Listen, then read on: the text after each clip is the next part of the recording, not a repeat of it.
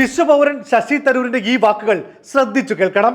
ഒരേ സമയത്ത് ചിലൊരു അഭിപ്രായമായിരുന്നു, അഥവാ മുസ്ലിം സമുദായം ഇതിൻ്റെ പ്രാധാന്യം മനസ്സിലാക്കിയിട്ട് അവരെന്നെ ഈ മസ്ജിദിനെ അന്തസ്സോടെ ഒരു സ്ഥലത്ത് നിന്ന് മാറ്റിയിട്ട് വേറെ സ്ഥലത്തേക്ക് ആക്കിയാൽ എല്ലാവരും സന്തോഷപ്പെട്ടിട്ടുണ്ടാവും ചോദിച്ചാൽ പല ഹിന്ദുക്കളും അത് സ്വീകരിച്ചിട്ടുണ്ടാവും. അതായത് പ്രിയപ്പെട്ട മുസ്ലിം സഹോദരങ്ങളെ, നൂറ്റാണ്ടുകളായി നിങ്ങളുടെ ആരാധനാ കേന്ദ്രമായിരുന്ന ബാബറി മസ്ജിദ് നിങ്ങൾക്ക് തന്നെ അന്തസ്സോടെ പൊളിച്ച് മറ്റൊരിടത്ത് പണിയാമായിരുന്നു എങ്കിൽ ഹിന്ദു സഹോദരങ്ങൾ എത്ര സന്തോഷിച്ചേനെ.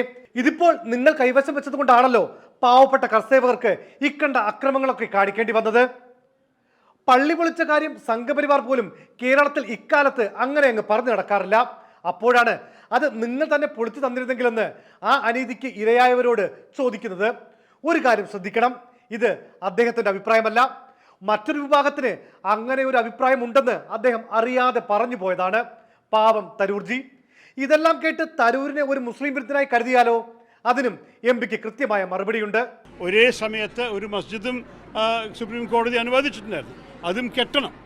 ഐഡിയയിൽ രണ്ടും ഒരേ പേസിൽ നന്നായി വരായിരുന്നു, പക്ഷെ അത് സംഭവിച്ചില്ല.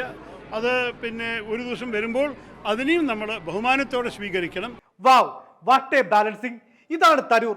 വാക്കുകൊണ്ട് വേദനിപ്പിച്ചും മറുവാക്കുകൊണ്ട് ആശ്വസിപ്പിക്കുകയും ചെയ്യുന്ന ഉഗ്രൻ രാഷ്ട്രീയക്കാരൻ.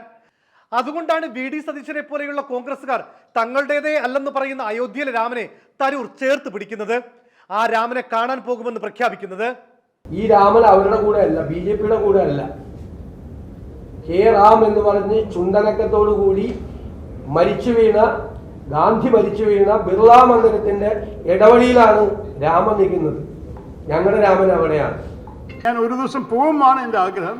പക്ഷെ അത് ഞാൻ തീരുമാനിക്കുന്ന ദിവസവും എൻ്റെ സൗകര്യവും ആ ക്ഷേത്രത്തിൻ്റെ സ്ഥിതിയും ഒക്കെ മനസ്സിലാക്കിയിട്ട് ഒരു ദിവസം പോയി കാണണം. നമ്മൾ തിരുവനന്തപുരം മണ്ഡലത്തിൽ ജയിക്കണമെങ്കിൽ ആരെയൊക്കെ തൃപ്തിപ്പെടുത്തണമെന്ന് തരൂരിന് നന്നായി അറിയാം.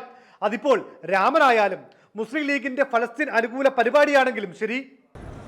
ഒക്ടോബർ 7 ഭീകരവാദികൾ ഇസ്രായേലിൽ ആക്രമണം ചെയ്തു.